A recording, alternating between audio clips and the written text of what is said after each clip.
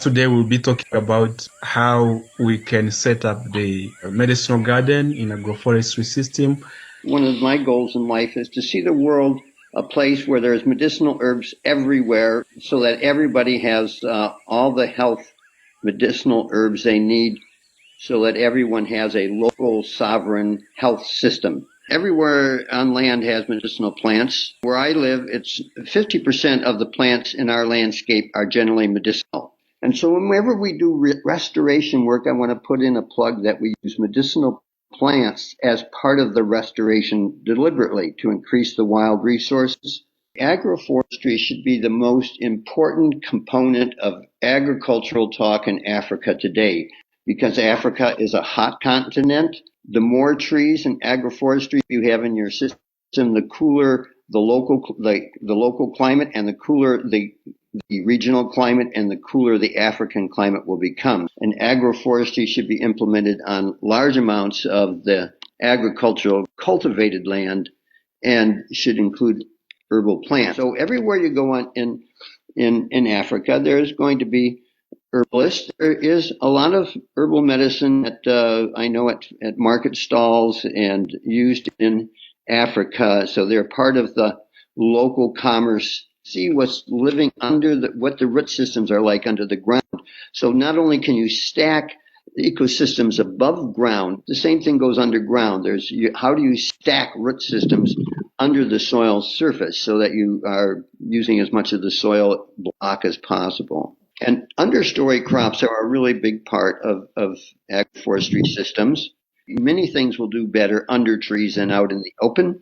And I'd like to give a shout out for syntropic agriculture. You can see in the early phases, they have a lot of annual crops and really tight spacing to get production in that very first year. But they're also growing a lot of trees and shrubs. They do a lot of chop and drop to help increase soil fertility. And I have a 1/4 acre herb garden. That's 1/10 of a hectare. And we make $50,000 a year on that 1/4. So in other words, if you had a whole hectare of what I have, you would make $500,000 US a year on it. I was greeting you all in the Ubuntu spirit of I am because we are. And then in my introduction here, I say we are the land and healing her heals us. We have too much injustice done to the planet and to ourselves. We have all these wars going on all around the world. We have a lot of injustices. We are the land. We are part of the planet. Today we shall unveil how medicinal agroforestry transforms the degraded lands into living pharmacies, into classrooms. The forest still has to be a classroom so that we can actually restore the ecosystems while securing our future. Our ecosystems cry out and our elders hold irreplaceable knowledge. Medicinal agroforestry answers both of these by rewilding the land while reweaving the tapestry of ancestral knowledge. I call it ecosystem diplomacy. We have to look at this in terms of double erosion because the land itself has been extremely degraded. But then there is also a very serious erosion of knowledge that is happening.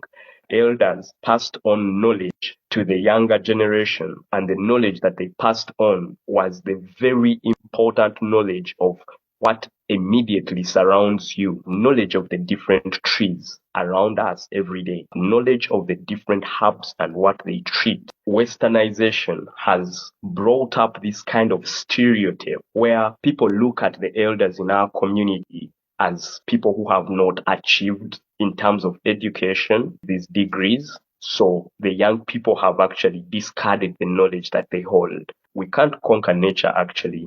What we must do is collaborate. We collaborate together, just like a forest. Each layer nurtures the next one.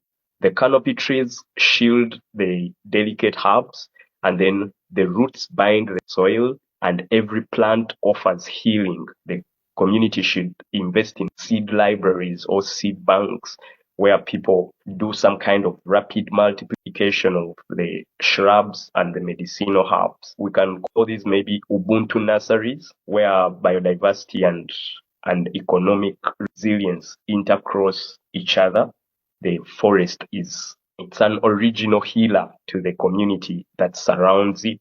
With the Ubuntu pathway, the solution to the future that is now, is actually community-led action.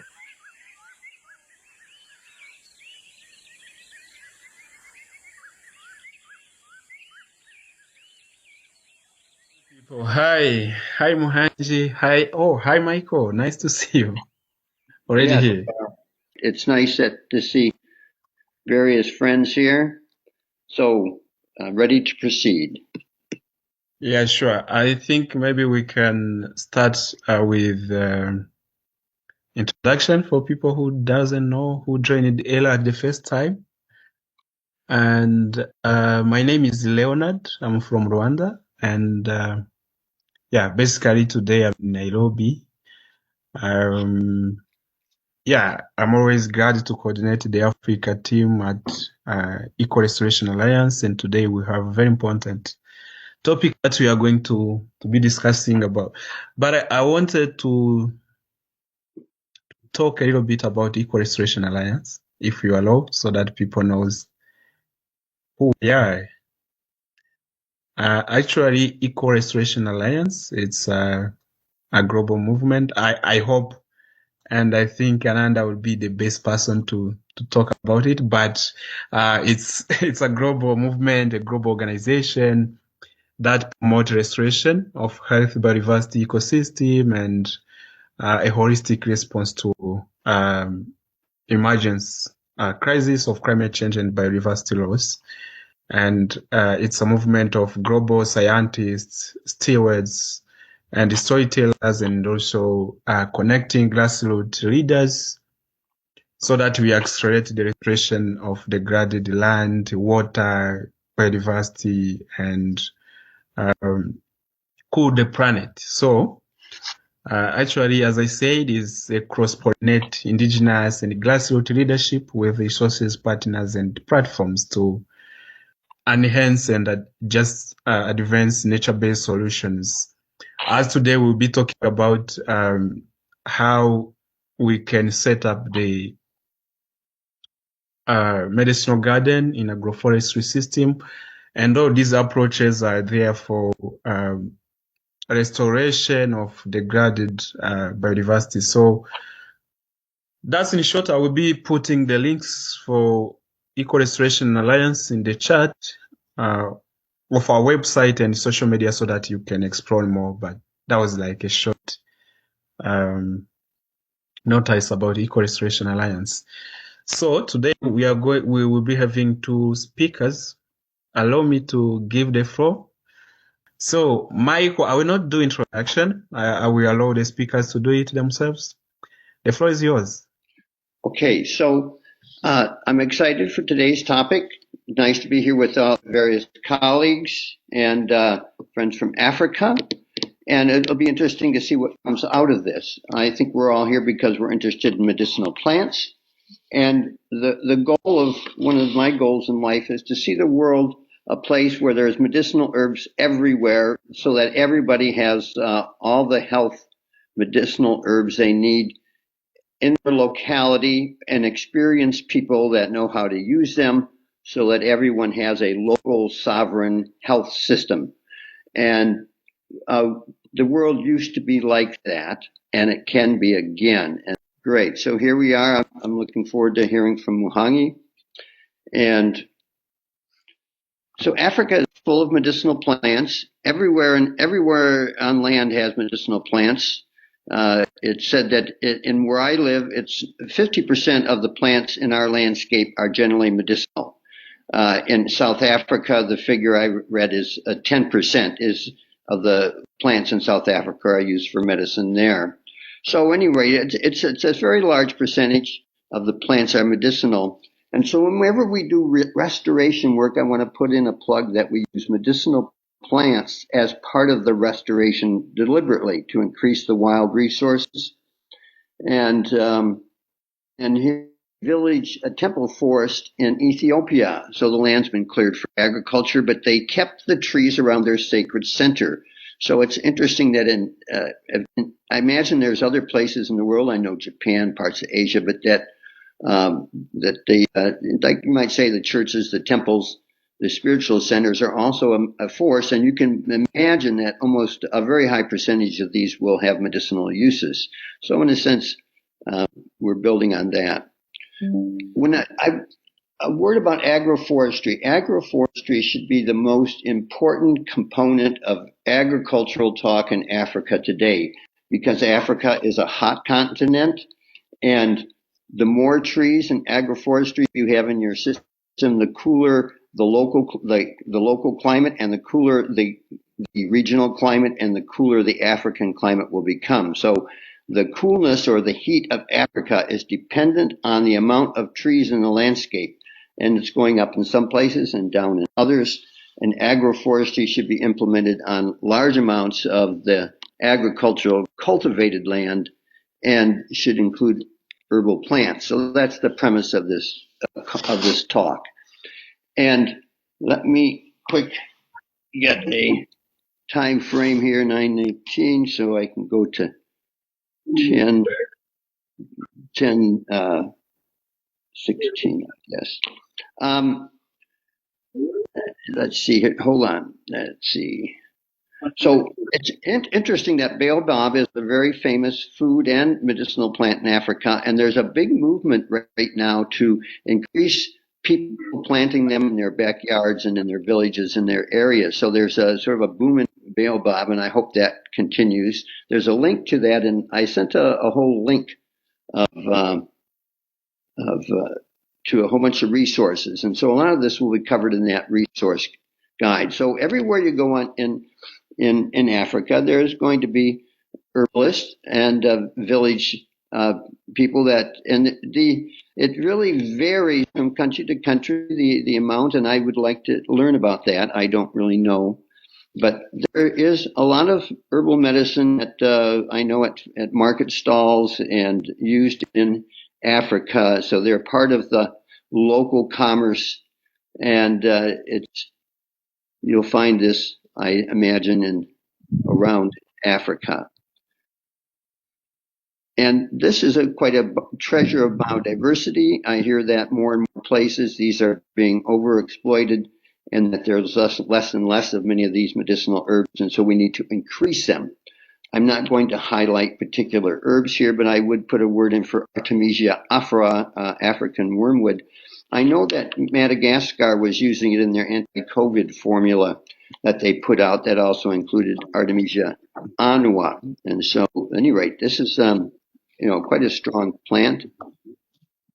Here's a chart of of multi-drug resistant bacteria in Africa. And sorry, I need this. Okay. And there's a whole. It's interesting to note that it really has divided Africa up into different climatic zones and what are some of the main species, and you see these zones. So this is a useful reference. It's in my resource list. Okay, and now and there's a lot of books on medicinal plants in Africa. I'm starting to accumulate a library of them, and I just put a few in here. The thing being that there are, dozens and dozens of books, some maybe more traditional, and then many modern field guides like this. And so the more of these things that you can accumulate in your library, of course, the more information you'll have.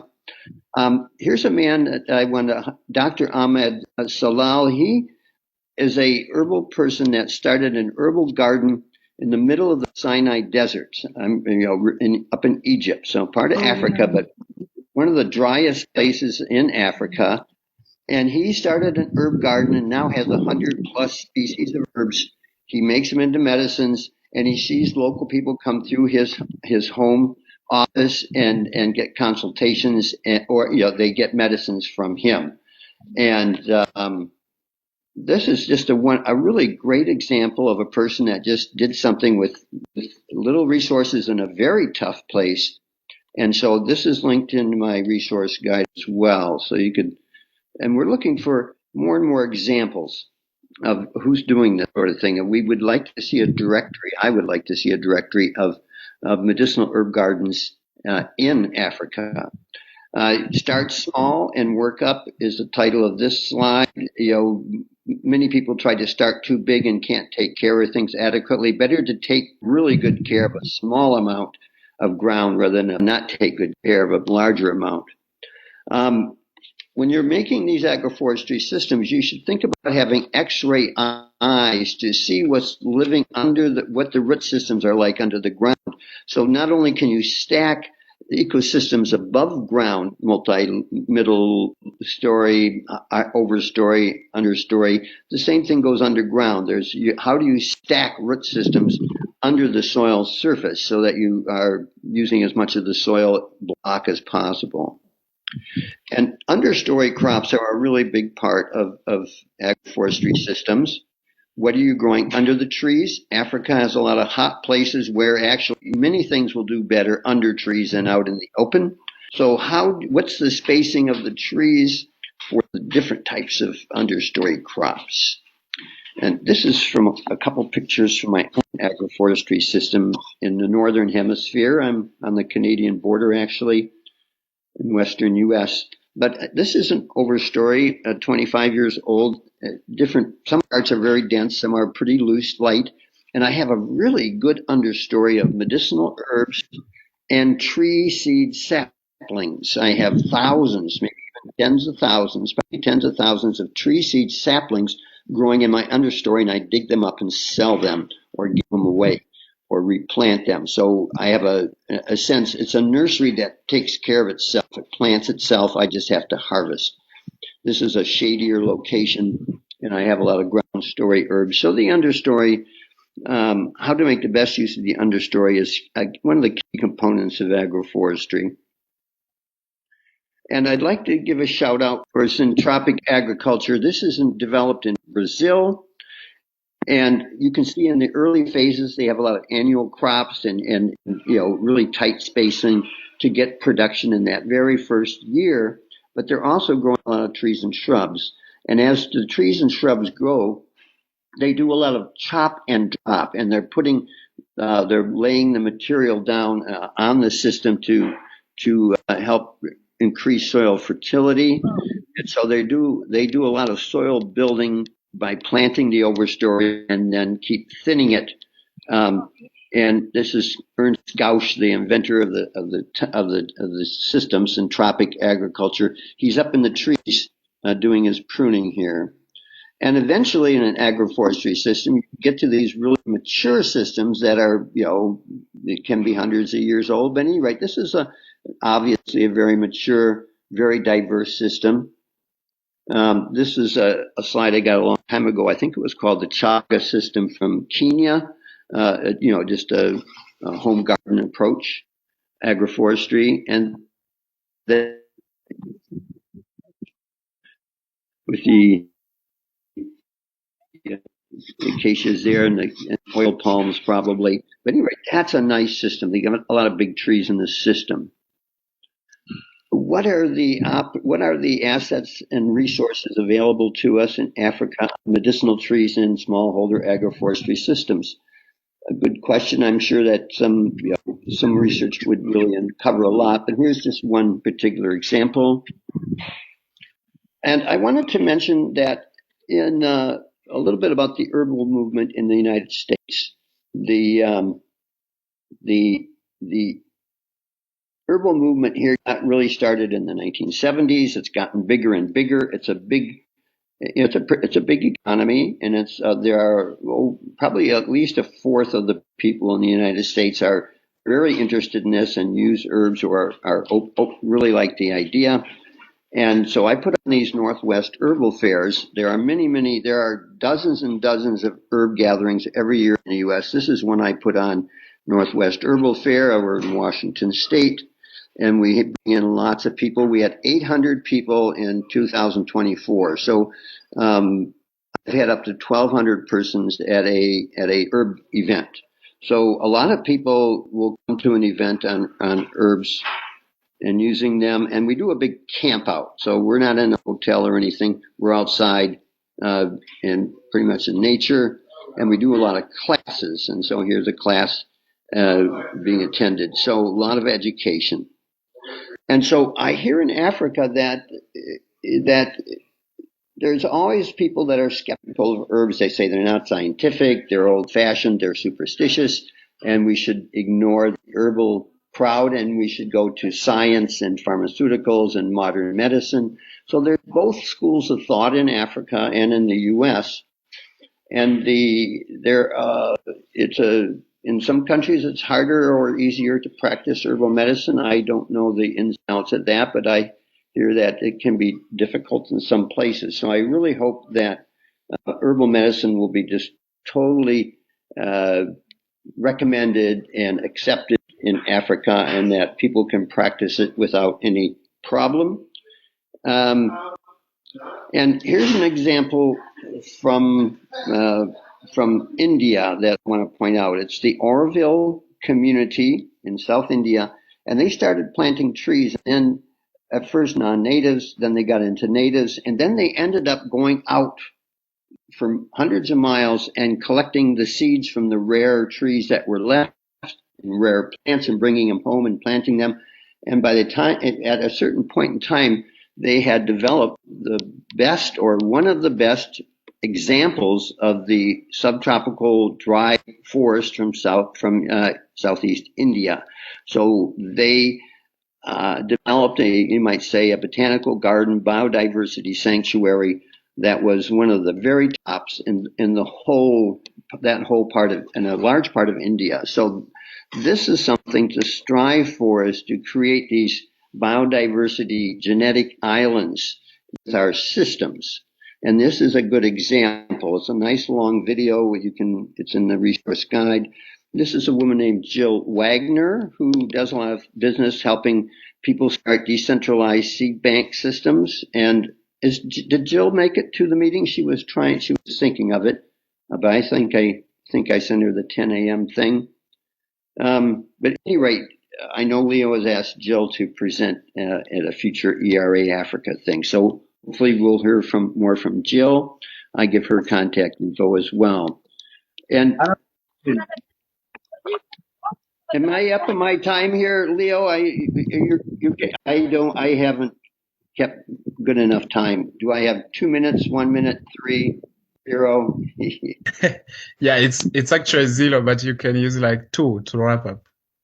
Okay, well, here's the last couple slides. This is a checklist I have in resource. I'm willing to send this to people in Africa and other places. So I could send this out. And I do have a Friends of the Trees garden. So I have this herb garden myself. I have herb gardens, and I have a 1/4 acre herb garden. That's 1/10 of a hectare. And we make $50,000 a year on that 1/4. So in other words, if you had a whole hectare of what I have, you would make $500,000 US a year on it. Now that's a big figure. Not many farmers in Africa make $500,000 on 1 hectare. That's the scale of production that I have personally achieved for the last 4 years running, and built up to it. And that's on an 8-year-old plantation now. So from year 4 to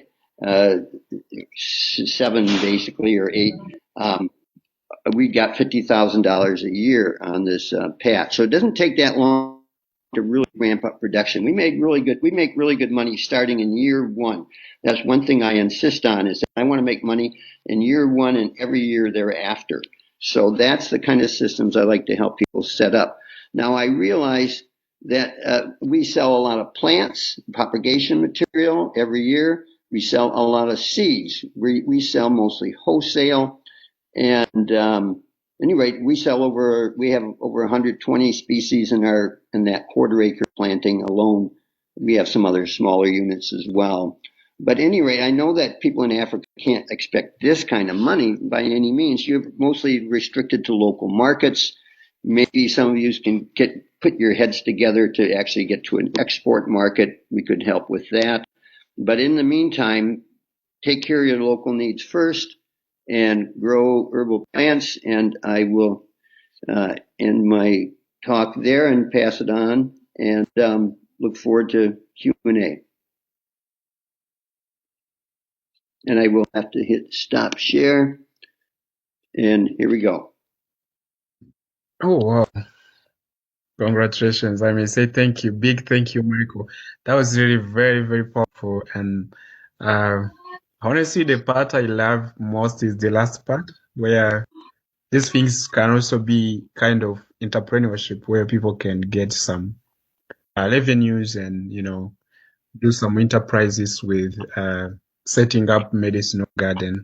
That's amazing. And I hope the audience will be asking more questions and comments. So, uh, allow me to. Hi, Muhangi. Muhangi is here. Allow me to. Oh, yeah, I can see him. Muhangi, if you can hear me, maybe you can give us your presentation that you have. I hope you're going to use the time as it is. And yeah, Hello. please feel free, people, to send your questions and comment in the chat. Yeah,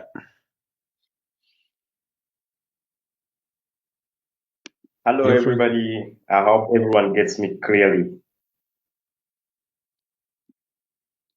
Yes, it's good. Sure. Thank you so much. Thank you so much. I'm so glad by the presentation from Michael. That was very wonderful. And I know Michael lives the life of the herbs, which is a very good source of this kind of information for us all today. So thank you so much for that kind of presentation, Michael. Yeah, I've been communicating with Leonard. I was actually traveling and I anticipated this would find me on the bus and I couldn't present. So I got a place to spend the night, but the network is not very good. But I hope we can have our presentation going very well. Yeah, so I'll go ahead and share my presentation. I'm also sharing it with everybody in the chat first, so you can follow along. So once again, I greet all of you in the name of Ubuntu. I was greeting you all in the Ubuntu spirit of I am because we are. And then in my introduction here, I say we are the land and healing her heals us. So in such a time where we have too much injustice done to the planet and to ourselves, we have all these wars going on all around the world. We have a lot of injustices. We have climate at the verge of no turn back kind of destruction that we have done over the years. So it is important to understand and to share with our brothers and sisters all around the planet that everyone must understand that we are the land, we are part of the planet, and everything that we do in order to heal the planet is actually going to be healing us too as a human being. And as we talk about agroforestry, as we talk about these medicines and the resilience that we have to put up to go through these kind of tough times, it is very important that we understand that even as we approach medicines from the forests and use the herbs on our bodies and agroforestry to make sure our planet can regain its lost native trees and native vegetation. We are doing this to heal the planet, and at the same time, this is for ourselves and the generations we are going to have on planet a few years after we have left here. So today we shall unveil how medicinal agroforestry transforms the degraded lands into living pharmacies, into classrooms. I'm happy Michael already shared to you some of the events that they have had out there in the forest. People recently look at the best events in the biggest rooms with ACs and everything. But I think the forest still has to be a classroom, and it has to be our sanctuary of ancestral wisdom so that we can actually restore the ecosystems while securing our future. Yeah. So our ecosystems cry out and our elders hold irreplaceable knowledge. Medicinal agroforestry answers both of these by rewilding the land while reweaving the tapestry of ancestral knowledge. And this is not just farming, it's actually ecosystem. I call it ecosystem diplomacy, as we are rewilding and then reweaving the tapestry of ancestral knowledge. So I shared a picture where we have the land that is totally eroded on the side, and then we have a small strip of photos from the herb gardens, and then we have this other picture where an elder is trying to show the young people. So as we talk about rewilding and reweaving the tapestry of ancestral knowledge, we have to look at this in terms of double erosion, because the land itself has been extremely degraded, with so many dry lands and the desert growing downwards towards Africa that we are trying to fight and hold this kind of destruction. But then there is also a very serious erosion of knowledge that is happening, especially in the African communities, where there has the formal education was introduced during the colonial period, and then it almost overshadowed the entire kind of education that was happening in our communities here, which was called informal education. But this was the normal kind of education where elders passed on knowledge to the younger generation, and the knowledge that they passed on was the very important knowledge of what immediately surrounds you. So the elders in our community, they have knowledge of the different trees around us every day. They have knowledge of the different herbs and what they treat. But we have I want to call it westernization has brought up this kind of stereotype where people look at the elders in our community as people who have not achieved in terms of education. They have not achieved these degrees. So the young people have actually discarded the knowledge that they hold, the knowledge about the trees, the knowledge about the herbs from nature, the knowledge about the birds and the animals in the forest, how to live with them in harmony, and how we support them, and in turn, they also support us. Yeah, you can move on to the next slide, Leo. So as we fight between the erosion of this ancient knowledge in our culture and the erosion, the degradation of the soil, we just don't conquer nature. We can't conquer nature, actually. What we must do is collaborate. We collaborate together, just like a forest. Each layer nurtures the next one. The canopy trees shield the delicate herbs, and then the roots bind the soil, and every plant offers healing. This is a kind of circular economy in action. So we must work in collaboration, just like the forest works. Yeah, very many, when we were growing up in school, they used to actually tell us that the climbing trees, the climbing plants were actually dangerous to some of these plants that they were climbing. Now, along the way with my deeper digging into the nature of the forest and how it interacts, I started wondering how these plants would actually damage the plant they are climbing when their roots are intertwined and working together. So there is a harmony in the forest that we as humans, we as Africans living today, and even all over the whole world, there is a kind of harmony that we have to copy from the forest. So that instead of living and dreaming of conquering nature, we can learn to collaborate with nature and collaborate with each other in every kind of development that we do, making it extremely sustainable. Yeah, so here I stay with nature's blueprint, the medicinal garden forest, and then I shared what it looks like in a garden. We have the very tall trees that create a canopy. I used the very common trees that we use for herbs in our community, including the muvule tree. We have the moringa shrubs. The moringa does not grow that very, very tall, so you cannot compare it to the height of the canopy trees like mahogany and muvule, though it also tries to get some height, so it forms the shrub layer in the middle there, and then we have the herb layer that is lower, and then it also goes deep into the ground because we have a number of roots.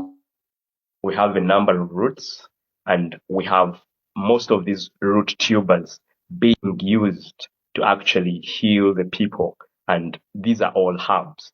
Leonard, please move on to the next one. So I really want to say propagation, like we are talking about agroforestry, going back and caring about our forests and making sure we have our forests alive again. Propagation is like resurrection. I would actually directly consider this as resurrection of our planet. And then we can just master the simple techniques first, like sharing successes, so that every single nursery can fuel the landscape, and then restoration. Leonard, can you advance the slide, please? Yeah, Leonard, please, let's move on to the next slide. Thank you. Yeah, that's what I'm doing. Sorry, I'm trying. Oh, all right, please. So a single nursery can fuel the landscape, actually a landscape scale kind of restoration while preserving our botanical heritage. And this is what we ought to do at this kind of time, especially looking at, for the seeds, we have to look at ethical harvesting.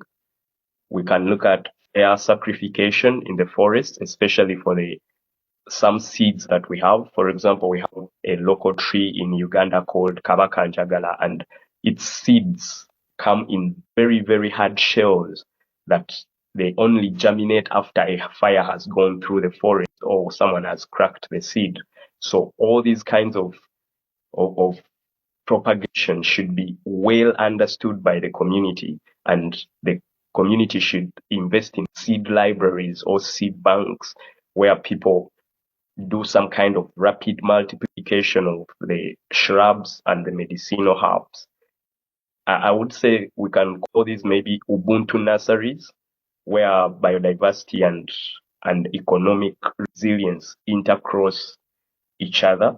Just like Michael was showing us the herb garden that he has in North America, and this garden is actually already bringing in close to over $1,000, more than $100,000 every year, and that is a very, very big profit coming into the gardener who is doing herbs. Recently, most people are shifting from the herbs because of the mainstream media, because of the pharmacies. There is big competition and everyone wants to go and buy medicine from the pharmacy. The professional doctors in the hospitals are going to tell you, don't use the herbs, because they don't believe in the herbs. But not just that they don't believe in the herbs, but the herbs are a big threat to them. I don't know how they can collaborate with the forest so that they can also understand that the forest is an original healing it's an original healer to the community that surrounds it. And the doctors have also grown up from these communities. I remember back in 2020 when we had the COVID pandemic hit our locality, very many people actually started using herbs because, first of all, the news was this flu is incurable. So everyone wanted to try out something. And do you know what happened the first time everyone was trying herbs in Uganda? We had a major breakthrough. One of the COVID medicines called Covidex was actually invented in Uganda. It was passed and shipped and exported all over the country and all over the world because this medicine had proved to actually stop COVID and heal it completely. And this was made from a Ugandan plant. The base ingredient of this Covidex was Eugalleris, a plant called Eugalleris, which is a very common herb in Uganda. So with the Ubuntu pathway, the solution to the future, and I'm talking about the future that is now, is actually community-led action. And the 4 pillars of regeneration, just like I've been presenting about regeneration before, we have to look at regeneration as the key to growing food, because regeneration will not allow us to adapt GMOs. For example, when we take on the GMOs, food becomes a poison to us because of this engineering that is being done to alter it some way. Food was naturally designed to work in harmony with our bodies, to serve them with nutrients and healing. So when we go back to regenerative agriculture, that means we are growing the best kind of food organically without using any of these chemicals that are going to actually become toxins in the long run. We are covering the soil and making sure our soil is not loose. It is kept moist. And as we cultivate our land in a regenerative manner, we are actually taking good care of our land, which is healing it, and in turn, the land is going to be healing us. So there is one specific example I wanted to share, because personally, growing up in Uganda and specifically in Mubende, there was a lot that I would love to share with the world today, because it might seem like it has been covered, but these are not generations ago. It's just 10, 20 years ago. We used to have gardens. Mothers used to have gardens at home in small tins. And these were basically medicine gardens. There were not flowers at home. Whenever we had a cough or you got a flu, mother would tell you, go and use that small herb. Just put it in a cup of water and drink that. So it was a natural way of the elders passing on the wisdom to the young people about the herbs, especially presenting them as flowers in the neighborhood. Today, it seems everyone has shifted to making compounds with pavers. It looks fancy, making sure there is nothing green, and the only green things in the compound are maybe synthetic arts or something.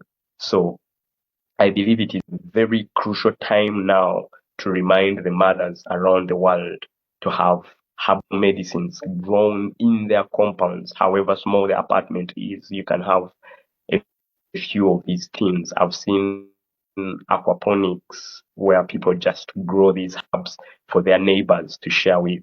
Yeah, so please move on to the next slide, Leo. Okay, but would you love to wrap up, like using 2 more minutes? Yes, I'm observing the time here. Yeah.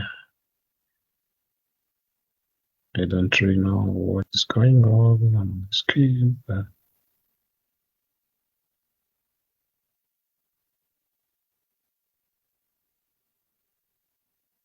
Yeah, so as you do that, I also want to mention that with this kind of agroforestry transformation, the degraded lands, they actually become a haven for medicine, for food, and for learning.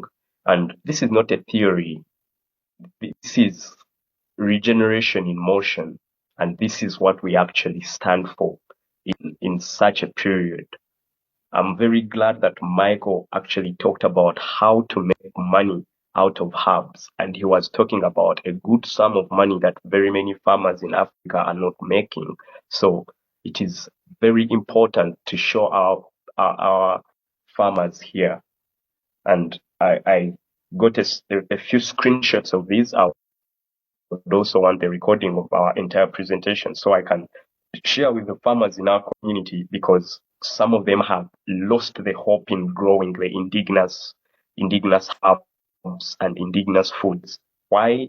Because the radio is advertising a lot of the GMOs and all these things, and they actually think the only way to become a commercial farmer is to grow GMOs, because the radio is saying they yield faster and all these things. So I think Michael's garden is a very good example of a herb garden. I've not actually encountered one as big as that one, apart from our natural forest having so many herbs here. Yeah. yeah, I think So thanks. Yeah. In my conclusion, yes, Leo. In my Okay. conclusion, Okay. I want to say the soil holds our medicine, and our elders hold our wisdom.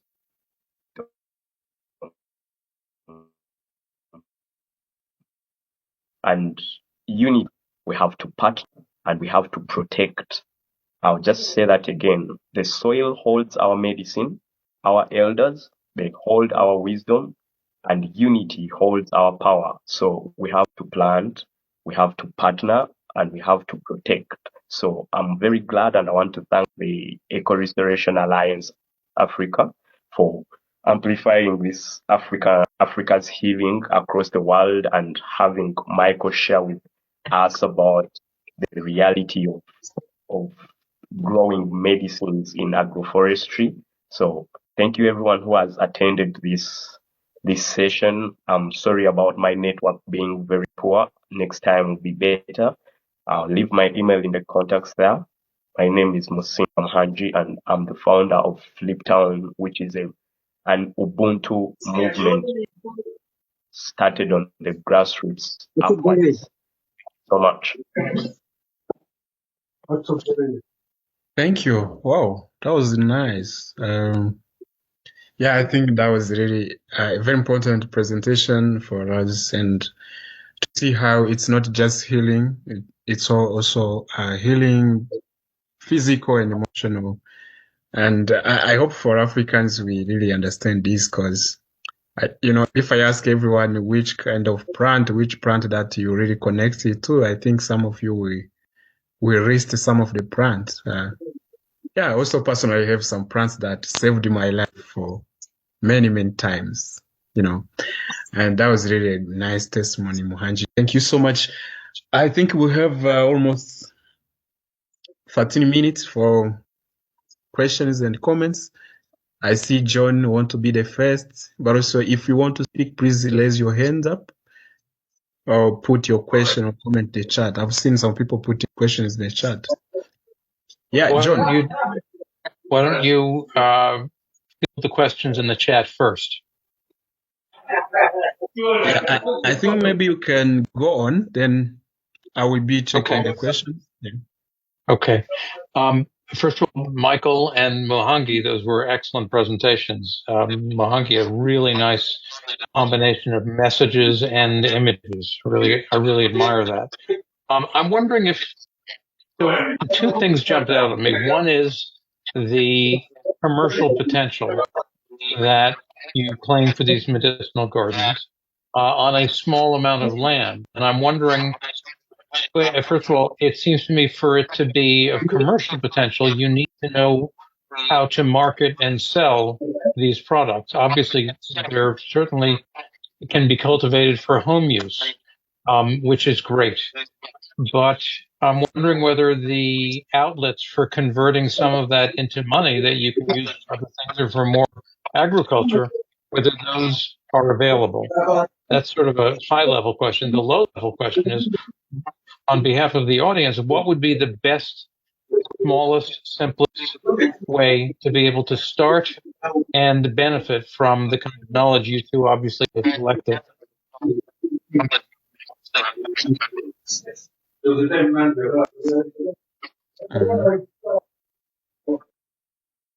Muhangi, are you here?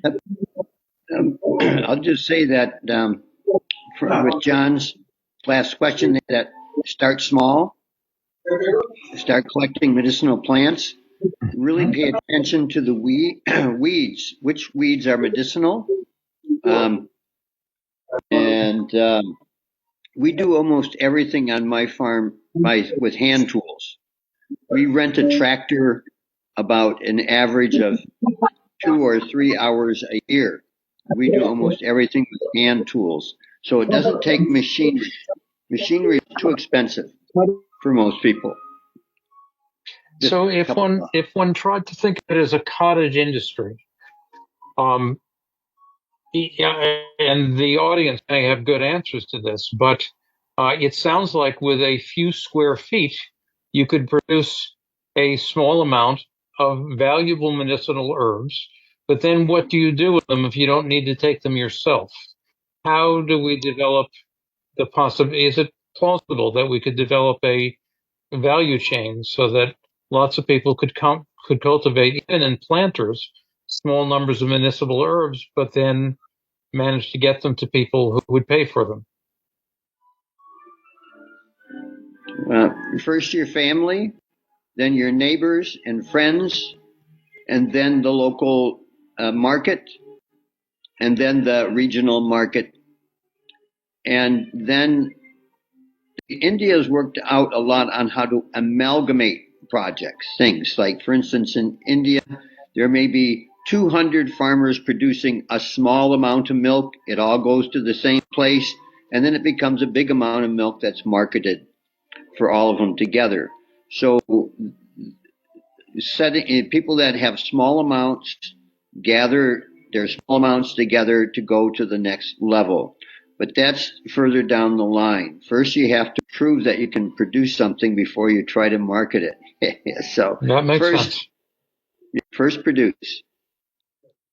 And do we know in Uganda and Kenya and elsewhere what might be the best plant herb species to start with in order to be able to convince yourself and others that you're developing something that you can use and potentially sell to family, friends, and eventually more broadly?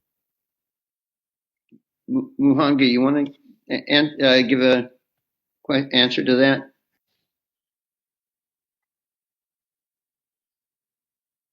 If he's still here. Yeah, he is, but maybe he has an internet issue. Maybe you can go. Well, I say in my writing that I sent, which everybody can also get, my text, that you have to find the local herbalists, traditional people in your neighborhood, and ask them what to grow. There's different ways of doing the research to determine that. There's a lot of ways, but going first and talking to the most experienced traditional herbalists in your area and get their advice is really a good start. I will say in our country that a traditional herbalist that's been trained in a traditional way is very highly esteemed. People really, listen to them. And so it's, and so hopefully we get more respect there. So I see Harvesting Forester hand us up. Yeah, maybe we can just see one question in the chat, and then we come back to the audience. Okay. There's someone who, I think it's harvesting. Maybe he can ask the question orally because he typed in the chat. Okay, go on. Yeah. All right, thanks very much. I don't know if I'm audible enough. Yes. Yes. Yeah, I think it's a very good presentation, and an engagement is very important. Yes, you are. The question that Cooper raised, I think from the value chain, I think it starts from respecting the indigenous knowledge systems and not to exploit them.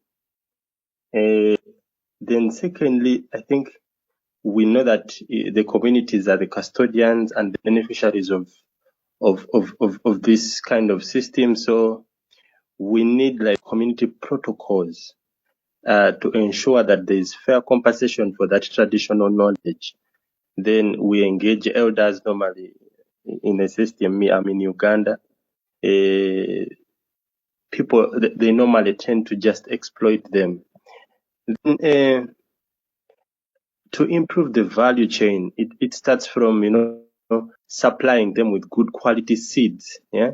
Like what Michael was saying. If the seed bank is proper, then we train farmers, then the aggregation, yeah, then processing, because I normally go to supermarkets like Carrefour, where they're actually taking these food spices, they dry, they grind, they package nicely, And these are the things, these are the hubs that come from community members. So I believe there is a very big chance of commercializing the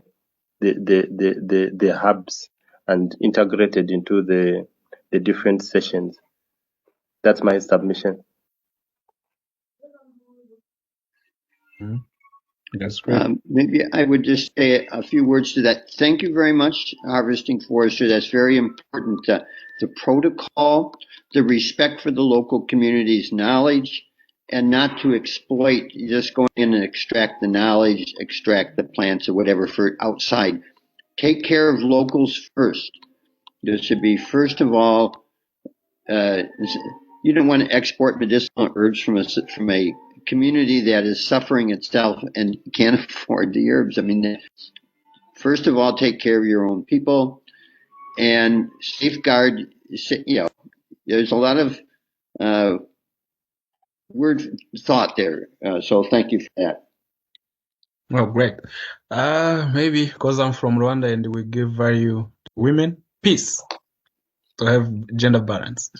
I want to piggyback of the person before and ask, how are we making sure, for example, if something is closed knowledge, like community specific, and they're the only ones to know it, but it can be used as part of the reforestation process? If it is closed knowledge within a certain community, how are we still, or what is the protocol, I guess, of then further commodifying it? Because what I'm having trouble with is the commodifying of the knowledge in a way, because some practices are very closed.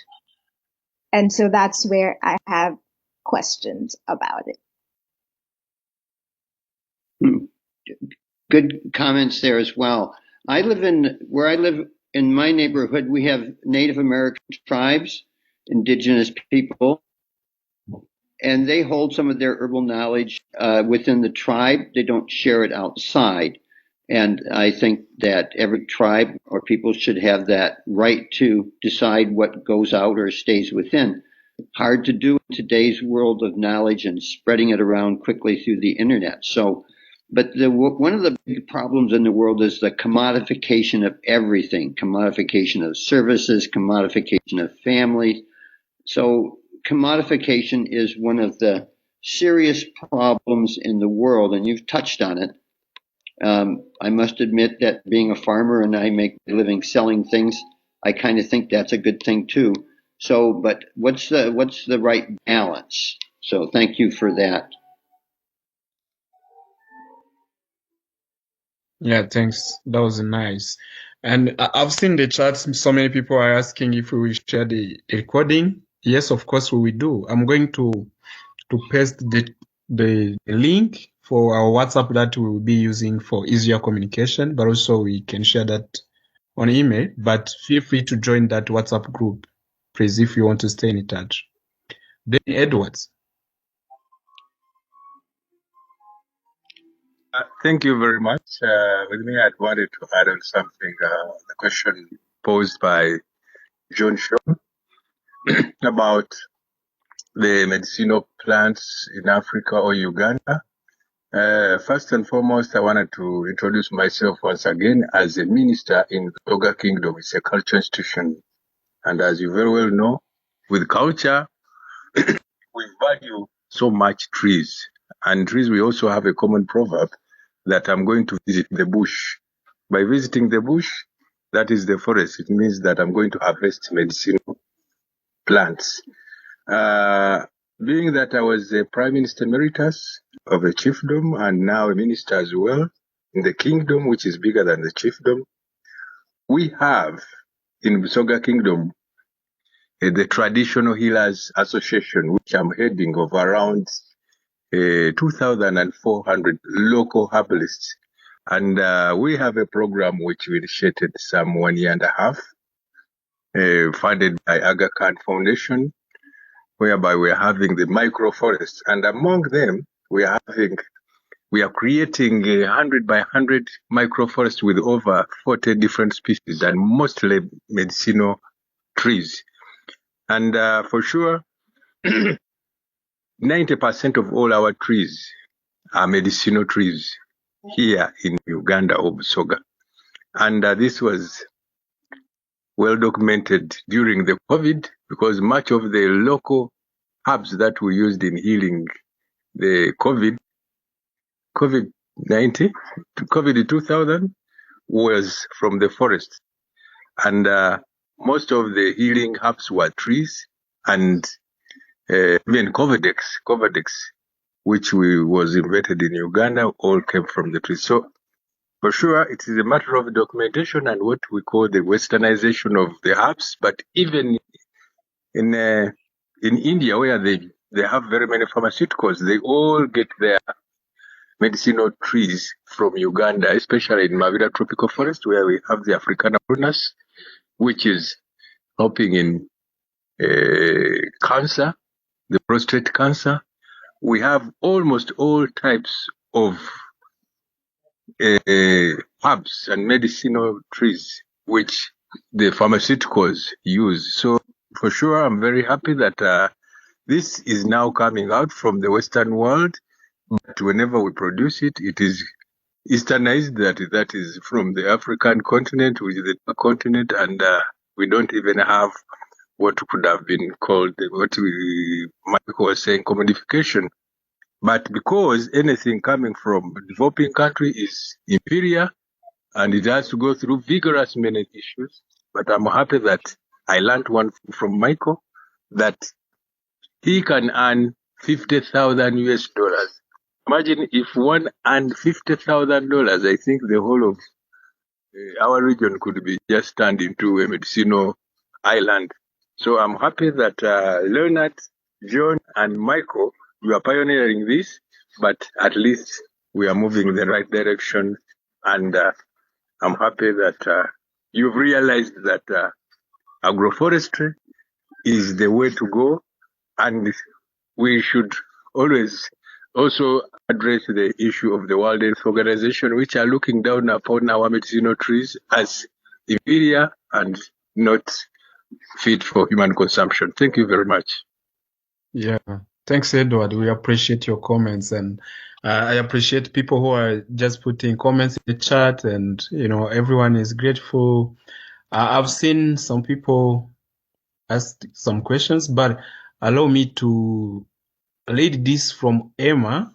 She said, I wonder if the best direction is to first work with people who are struggling with modern farming failing due to changing climate and soil degradation, etc., and presenting these as financially viable alternative.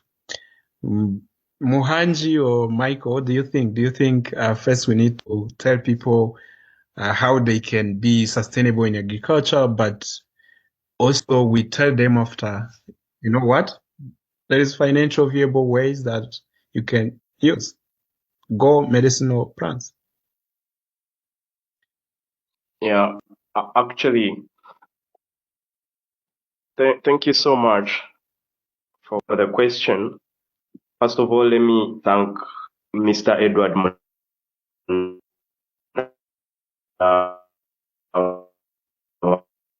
for his representation. There is a lot of secret knowledge that is held in his chiefdom that would be a great thing if we have it shared on all these platforms. Thank you so much, Mr. Edward. Yeah, to answer your question, I believe what the world needs today is a kind of holistic approach. It is the hardest thing, but that is what we need today, because the soil is getting degraded. We have the climate being at its worst. The change is terrible. We have people being unemployed all over the world. We have financial struggles. We hear about financial struggles in Europe. We hear about this in the USA. Here in Africa, it's very, very terrible. So I believe we have to, first of all, empower each other, empower our communities with knowledge, first for resilience. Because right now, if we ask ourselves, what should we be pushing first? Should we be pushing medicinal herbs, for example, for a kind of income that can support our communities? And then this is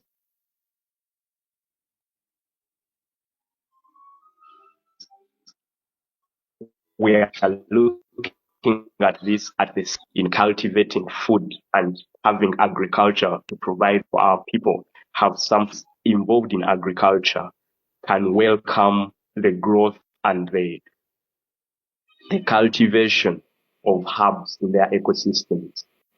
You have a garden of coffee. No herbs are going to harm this garden. You can put the herbs as the cover crops in that garden. You can have the herbs in the sides of this main garden, and you can even have the herbs first at home so that we can actually test these herbs. I'm very sure so many of our people have not actually used herbs and they cannot testify to having used the herb to maybe heal a headache or heal a cold. So we need to first have this knowledge validated. For us who have grown up using these herbs, it might be very easy to say, this is a very important herb and I need it. But if you have not had information or knowledge about herbs and you want to go for commercial, very challenging, especially because all around you there have been so many herbs, but maybe you have been treating them as weeds. So we have to go for this kind of holistic approach to community and to restoration, where we inform ourselves, share this knowledge, so that by the time one is making a decision, they are aware that if he is going in for agriculture, it has to be regenerative agriculture because of its advantages over other types of agriculture. If he is going in for medicinal herbs for some kind of income, then these medicinal herbs should also be grown ethically. And then I also had the question from Peace, only that the network was breaking, but I would have just liked to add something small to what Peace had inquired about. So in my view, sometimes we hold the patents of some things. We hold knowledge about some things because they are profitable to ourselves, which is very Western, by the way. In Africa, in the Ubuntu kind of system, knowledge was one of the most precious things that an elder can hold in community. But it was also priceless. And priceless, I mean free. It was given out free of charge. Even when we protected this knowledge with all our might, but the knowledge was free. So it might be very hard right now to actually remunerate our elders, especially when we have to sit them down, have these conversations with them, talk to them and let them tell us about the herbs that they used and everything. These elders are very willing to share this knowledge free of charge. So if the elders are culturally able to share this knowledge free of charge, then it should be upon us. Right now, I'm talking to our community at the Ecorestoration Alliance Africa. It should be upon us to see that these elders are actually respected in community for this knowledge that they hold, because for a long time they have been marginalized and they have been treated like as if the knowledge they hold is not valuable at all. It is a time to visit them at their homes, go with them to their farms, share our time with them at their farms, listen to them, give them this time, because the young generation has not actually given the elders the time. We have walked out to the cities. We have gone away to make our friends who are same age groups, and we are all sharing about the same things. So I think this is a time for us to reach out to the elders. Yeah. I think that's very, very interesting, Muhangi, and it sounds like something that sounds like a great first. Yes, please. No. Okay, go on, John. Yeah, Muhangi, that sounds like a really great first step for everybody who is interested, is to Yes, hello. identify local elders and approach them and learn from them and try to get some ideas, but also pay them the respect. Besides just visiting them and talking to them, do you have any other ideas about how we can help them share their knowledge so that we can build on it? Yeah, I just think even if you ask to Muhangi, but I think, yeah, by the way, I've grown with my grandpa who was a traditional healer using herbs, and I've grown learning how he has been using this, and I think the best way is to just approach these people, like myself, for example, who is environmental communicator. With my organization, we are making a movie. I think I shared that with Michael.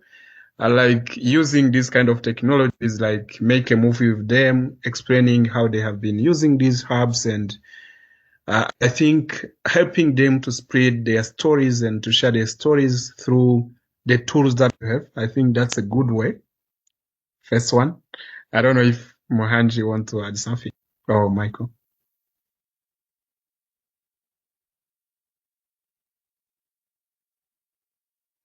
Yeah, but I think sharing knowledge is something powerful, because even I've seen the chat people talk about it, like Clamby, but we need to keep this knowledge moving. And I've seen something very, very important in Rwanda, where they established one of the eco park, and then they settled a medicinal garden within that eco park. So with information on the tree and what that tree can heal, it's powerful, because everyone who visited, when you pass there, you can read about the tree, the disease that it can cure. Yeah, that's kind of sharing and keeping this knowledge to the people. Yeah. So I'm sorry, we are ahead of our time, almost 12 minutes. I don't know if people are feeling free to continue, but I see one question from Lucy Lucky Mukasa. If we can receive that and then conclude, I think we can continue our discussion within the WhatsApp that I shared, or maybe in the future. Yeah. Thank you so much, Leonard, and hope I'm clear. Yes. Sorry, it's my first time with Ecorestoration Alliance. One of my mentors shared this link to me, and I really thought it wise to attend, because everything with agroforestry is my blood. So I am an agroforestry practitioner and trainer for the past 6-7 years, working in Africa and India. But why I really had to attend this was today actually we had a meeting with the Ayurvedic University of India. Ayurveda is the traditional medicine, healing with traditional medicine. And we are talking of all the challenges we are facing with the traditional medicine in Africa. As I grew up, you have heard of things like a chogelo in Uganda, where the kids have to be bathed in these herbs. But currently speaking, all these things are diminishing there. They are disappearing slowly. So it is us, the youth, to take over this. But if we don't store this information in a proper way, I tell you frankly, it will disappear. And most of the medicinal plants grow well in a natural ecosystem. And that's where agroforestry comes in. Yeah. Procrastination isn't a lack of self. Agroforestry helps you provide a suitable environment for growing all these plants. I think given the current climate change and all these impacts. So we are having, however, a challenge of the conventional medicine in the country and pharmaceuticals, because these will definitely tear you apart in Africa if you really want to compete with them. But if when you look at the markets of all these conventional medicine, I think over 90% of our medicines in Uganda, when you enter pharmacies, come from India. But if India has legalized the Ayurveda medicine of treatment measures, with a very big hospital being built, actually it is going to be launched this year internationally, healing with natural medicine and natural processes. It's the Ayurveda hospital, very big. So I think we have a good starting point. That if we can start planting these plants and trees, time is going to come when we have real market for them, because now the production will be sufficient. When you look at our local communities back in Uganda, I give example of Uganda because so I have grown up, I know. Medicine in villages is free of charge. You go to your neighbor and get medicine wherever you want and come and boil.